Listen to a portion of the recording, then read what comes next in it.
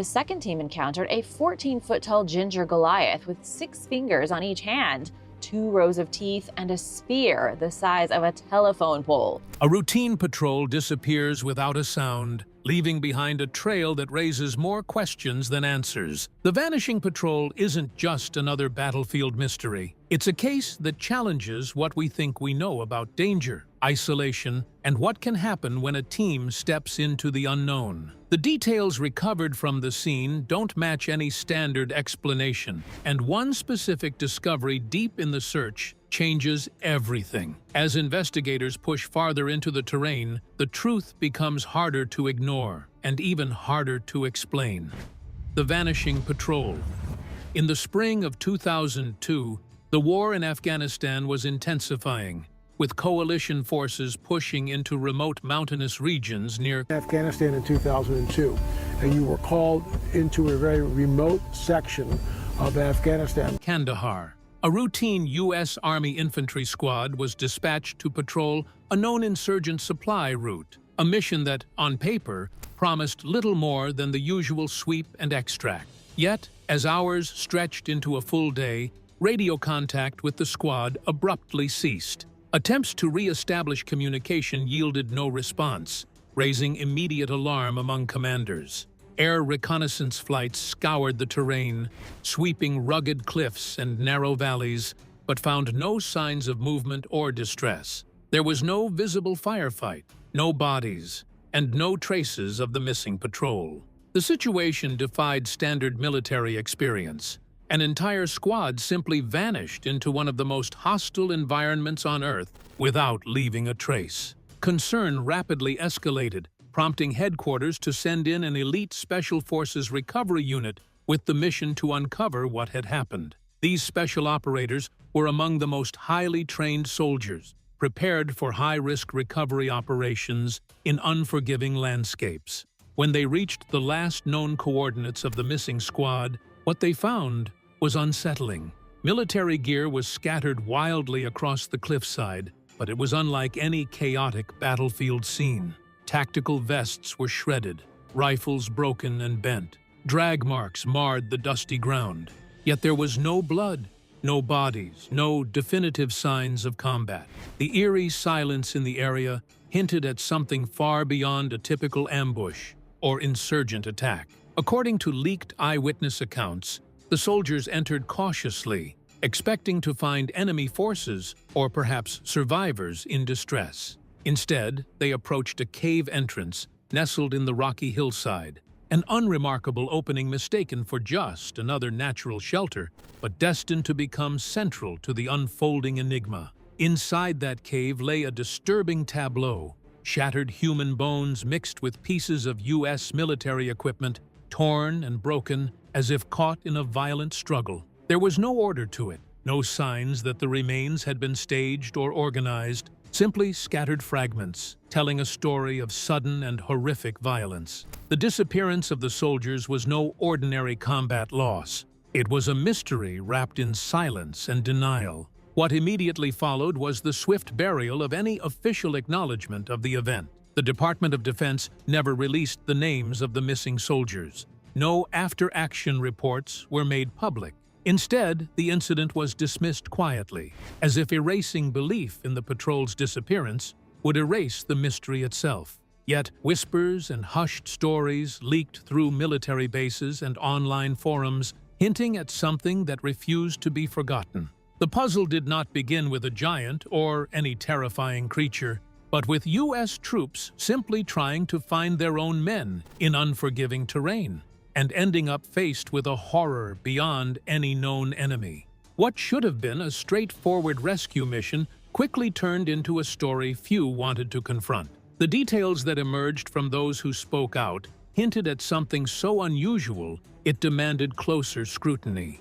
This vanished patrol would become the foundation of a story that defies military norms, bureaucratic silence, and common understanding of war zone dangers. What truly happened on those cliffs remains largely hidden, obscured by a wall of secrecy that only deepens the intrigue. And buried within this unresolved disappearance lies the shadow of an even stranger encounter inside that cave. The extraordinary revelation waiting inside that cave would soon challenge everything soldiers thought they knew about the enemy, or the very nature of what might be hiding in the mountains. Transitioning into the next moment of discovery, the Special Forces team's cautious steps inside the cave would reveal far more than missing men and fragmented gear. The Special Forces' discovery. As the Special Forces operatives carefully entered the cave, their senses sharpened and weapons raised. The atmosphere thickened with unease. Something coming out of the cave, and it's moving with a speed and agility that catches you off. The team spread out to cover all angles, aware that anything could be lurking in the shadows. The entrance alone showed signs of fierce destruction. Uniforms torn to shreds, snapped rifle barrels, and communication devices shattered beyond repair. These visible remnants made it clear that violence had exploded here, but what violence and what aggressor were still unknown. Deeper inside, a glint caught the eye of one soldier, a crushed and bent section of an M4 carbine embedded unnaturally in the rock. This was no mere accident, but evidence of incredible force. The bizarre state of this weapon should have prompted a thorough forensic investigation, yet what came next overshadowed even this. Scattered throughout the cave were human bones, long femurs, cracked skulls, and ribs ripped apart, as if shredded by something ferocious. The arrangement of bones lacked any pattern or ritual. It looked as if whatever had entered the cave had ripped apart these men and discarded their remains indiscriminately. More disturbing were the bite marks or crush wounds on several bones, vastly larger and more severe than anything an animal predator native to the region could inflict. These were damage patterns inconsistent with known wildlife, and not characteristic of Taliban combat methods either. Then came the sighting that shattered every expectation. Witnesses later described a towering figure emerging from the deepest shadows, moving swiftly on two legs, silent but radiating menace. This was no ordinary opponent. The creature stood between 13 and 15 feet tall, humanoid, yet grotesquely distorted. Its limbs were unnaturally long, the skin sun-scorched and leathery, and thick red hair hung down from its head and face. The most shocking thing was that the giant brandished a huge but rudimentary spear or pike, a weapon that was extremely far from anything that could be found in that particular war zone. The reports of the witnesses indicated that the monster had 6 fingers on each hand, which was very peculiar and could not be explained according to biological norms. It was really a human-like creature that had an almost ghostly presence as it was lighting its deep-set eyes with a faint glow in the dark cave. The entity was so quick that it already slayed one soldier and had done so in a very brutal way within a very short period of time in a 30-second firefight that was both deadly and confusing. The team did not hold back and fired a torrent of bullets from M4 rifles, sidearms, and even a Barrett .50 caliber sniper rifle. Yet the creature was still able to take a lot more firepower before it finally went down. The sharpshooter's deadly bursts ultimately laid the giant to rest, but the incredible tenacity and might gave the impression of something much more than wild animals or enemy combatants. This was a fight that the soldiers were completely unprepared for, both in terms of training and their beliefs about the nature of warfare. After the combat, the creature's features, though near, were even more terrifying. Each hand had 6 fingers, and each foot had 6 toes, with the teeth being ragged and triangular, which reminded one of a predator rather than a human, and skin that had become tough due to the weather. The creature's rough coverings looked like they were made by joining together different pieces of skin, perhaps from animals or even from humans. The creature's enormous body weighed an estimated 1,100 pounds and was utterly immovable without help. Without a doubt, this creature was not a freak mutation. It was anatomically sound, with a perfectly balanced and proportionate body, and perhaps even the most alert eyes that seemed alive till the very end. All those present reached the most surprising conclusion that this very gigantic creature was an ancient and undocumented entity, A situation not to be called nature's mistake, but of something else entirely. This discovery was like an earthquake for the soldiers, confronting them with a biological oddity that was detected in the mountains, which they thought were only occupied by insurgents. A series of events followed, the gravity of the situation turning into a mystery that was deepened and soon developed into a cover-up that still obscures the whole truth. With the truth far beyond anything imagined, the situation spiraled into silence and secrecy that would haunt those involved and ignite decades of speculation. The giant revealed. The firefight inside that cave was brief but intense, lasting only about 30 seconds. But it altered the course of what was thought possible in warfare and biological reality. The giant, aggressive, and armed with a massive spear, charged with a ferocity unrecognized by the soldiers. One man, later referred to only as Dan, was impaled before the others could respond. The squad immediately opened fire, unloading multiple magazines into the creature's chest, with little immediate effect. Only after the designated marksman unleashed a burst from a Barrett .50 caliber sniper rifle did the giant finally collapse, its massive body crashing onto the cave floor with enough force to dislodge dust and rock from the ceiling. Yet even in death, the creature defied simple categorization. Its form was grotesque but eerily balanced, suggesting it was not a genetic accident or aberration, but a product of whatever ancient or unknown force had created it.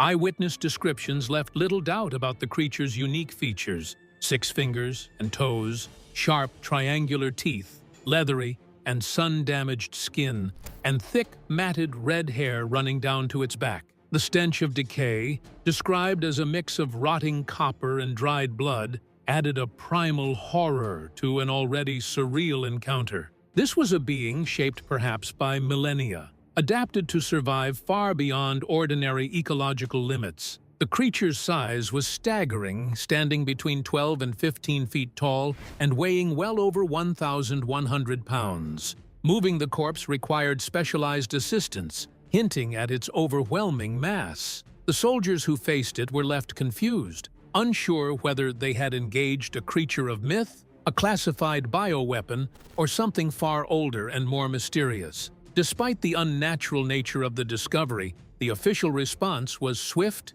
and opaque. A CH-47 Chinook helicopter arrived for extraction, staffed by personnel without unit insignias, who quickly and silently removed the giant's corpse. No medics or support crew accompanied the flight. This cold efficiency suggested a level of preparation and secrecy inconsistent with a standard military operation. Following the extraction, the soldiers were ordered to sign extensive non-disclosure agreements that forbade any mention of the mission or the creature.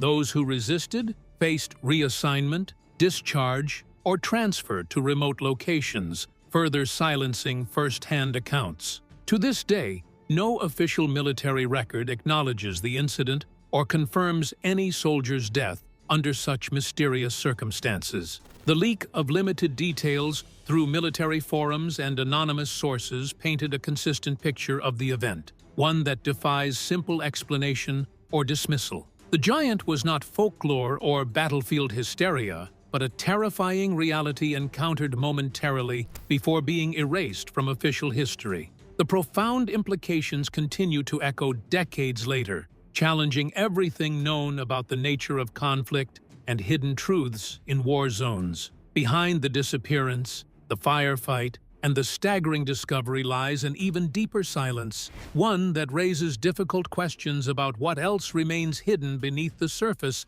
of classified operations and government secrecy. The story of the giant is only part of a larger mystery that invites us to question how much of the truth we are permitted to see. The aftermath and cover-up. The moment the creature fell, after the 12 to 15-foot humanoid figure collapsed from concentrated gunfire, the atmosphere shifted from chaos to an almost clinical silence. The Special Forces unit immediately called for extraction, fully aware that they had stumbled onto something far beyond a typical combat encounter. What arrived was not a standard medical evacuation, but a CH-47 Chinook helicopter, large and industrial, designed for heavy cargo. An unusual choice given the circumstances. The personnel who disembarked carried no unit patches or insignias, remained silent, and asked no questions. They came solely for the giant's body. The soldiers watched in stunned silence as the crew deftly strapped the massive corpse to a netted platform, suspending it beneath the helicopter before lifting off without a word. The level of precision and the absence of usual military protocol suggested this was not the first time the crew had handled such a mission. This was a hidden operation, one conducted far from any public or formal military witness. Soon after, the soldiers involved felt the weight of what they had witnessed deepen under the force of imposed silence. Before returning to base, every member of the recovery team was separated and subjected to intense interrogation. They were pressured to sign extensive non-disclosure agreements that forbade not just discussion of the event, but even acknowledgement that the mission had occurred. Many were threatened with severe consequences, including loss of career, discharge, or reassignment to obscurity if they violated the terms. Those who refused to comply found themselves swiftly removed from their units or quietly discharged. The soldier, unofficially referred to as Dan, who was injured during the encounter, was never officially listed as slain in action. His name does not appear in any military casualty records connected to the Kandahar region in 2002. This absence fuels speculation that the military went to extraordinary lengths to erase any trace of what happened, not only suppressing the giant's existence, but also any record of the men it attacked. It was as if the incident had been scrubbed out of history altogether. Still, whispers persist among those who heard about the event firsthand. One medic reportedly broke protocol in a hushed conversation, simply saying, "It exists." This phrase became a silent mantra, passed among veterans and independent researchers alike, signaling a truth that official channels refused to confirm. Rumors of the Kandahar giant spread quickly through informal military networks, gaining momentum and eventually reaching public forums, though always shrouded in anonymity. The very first efforts to get hard proof were immediately blocked. The paperwork connected to the mission disappeared or underwent heavy redaction. The logs of flights from Bagram Air Base, which was the place of the extraction, show a significant gap of 24 hours, exactly when the giant was being taken away. Such disappearances indicate a coordinated attempt to clean up any trail of evidence, making sure that the operation was not only out of sight of the military, but also of the public. The more the soldiers who tried to tell the truth, the more serious the oppression became. Whoever disclosed information in the chat rooms, contacted the media, or spoke under disguise was treated with distrust, intimidation, or abrupt silence. Some of them completely disappeared from public view, while others recanted under duress. This trend of terror showed that the intention of the authorities was not only to discredit the story, but to annihilate it. Nonetheless, the truth is still coming out in parts, thereby depicting a most terrible scenario of a cover-up that is so vast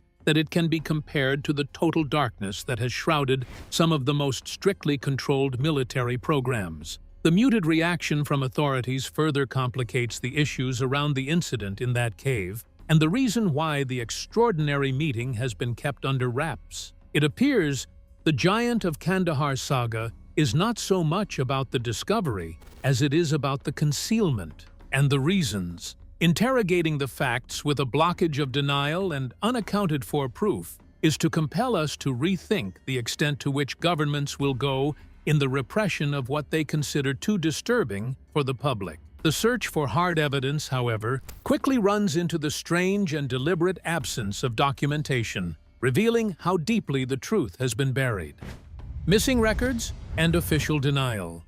Inquiries into the Kandahar giant inevitably encounter missing or heavily redacted military records. 15-foot-tall giant who was killed in Afghanistan by Special Forces soldiers. Official Department of Defense statements wholly deny that any such firefight or recovery mission ever took place in the remote Kandahar Mountains in 2002. No personnel are officially listed as missing or slain during that period, and no classified reports have been confirmed, creating an official narrative that the entire incident is pure fiction. Yet, this categorical denial paradoxically raises more suspicion than it alleviates. Independent researchers who filed Freedom of Information Act requests found the responses uniformly evasive.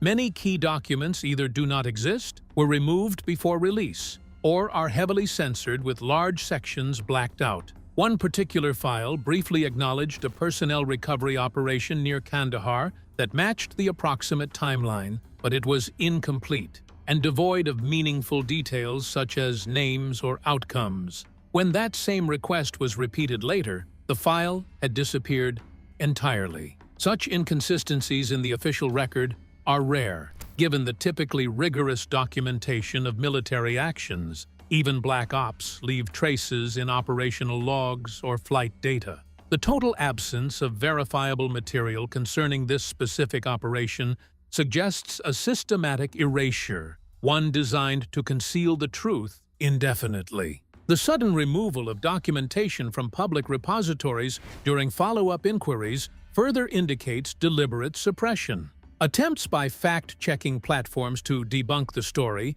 often rely on the lack of public evidence rather than present counter-evidence, using missing documentation to dismiss eyewitness accounts as myth or internet fiction. They have also pointed out inaccuracies in some third-party videos, but notably, the original story never involved these disputed names. This misdirection impedes genuine investigation and fails to address the consistent testimonies from multiple military sources. Online military forums, specialized investigative groups, and veteran circles collectively share remarkably consistent narratives from different anonymous individuals claiming direct or indirect knowledge of the event. These accounts align on key details: the creature's size, its six-fingered hands, the weapon it wielded, and the intensity of the firefight. This cross-platform consistency strengthens the argument that the story is not fabricated or exaggerated, but rooted in real experience.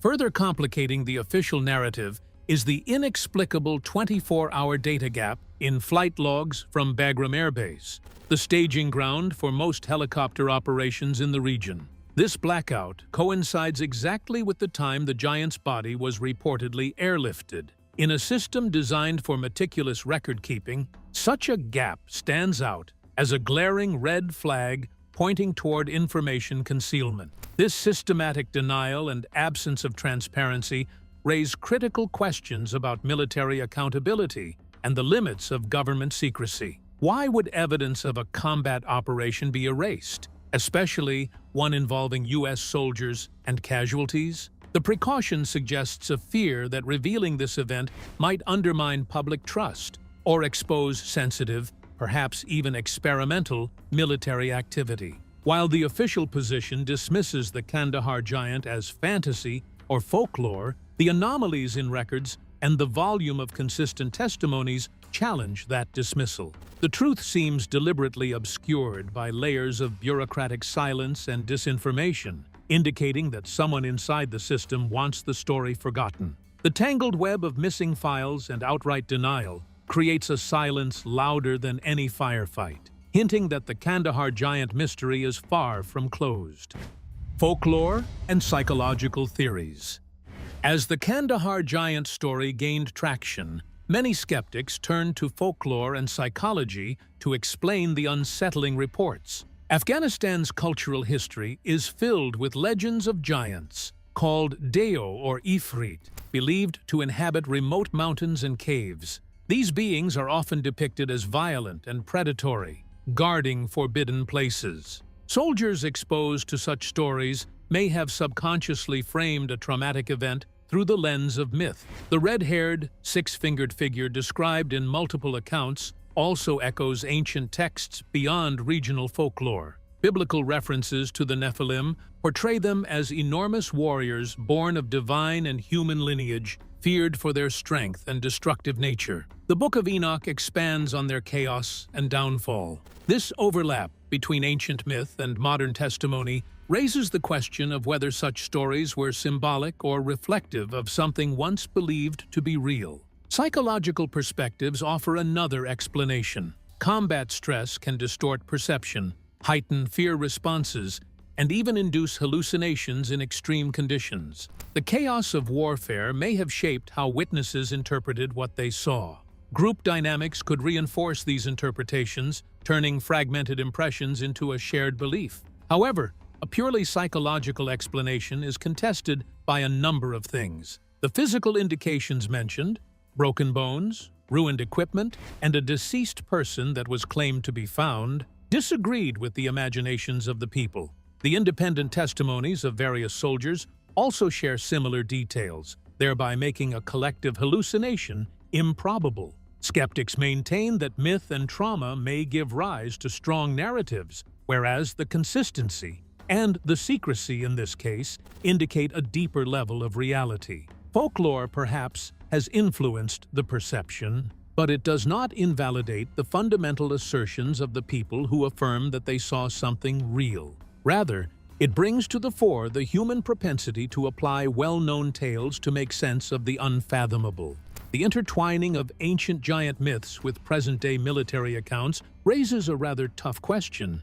Is it sheer luck? Or do these parallels signify something? Or do they represent remnants of a historical event that has long been forgotten? The characteristics that have been described, namely wrinkled skin, hugeness, and a sixth finger, fit the giants' myths that have been narrated for a long time through different cultures to an extent where one would feel uncomfortable. Myth, psychology, and claimed physical evidence all coming together result in a very uncomfortable scenario where the Kandahar incident can be seen as one link to truths that have been buried under storytelling for centuries and silence from the authorities. The interaction of folklore and leaked testimony makes it more difficult to separate fact from fiction, thereby drawing the mystery even further into the darkness.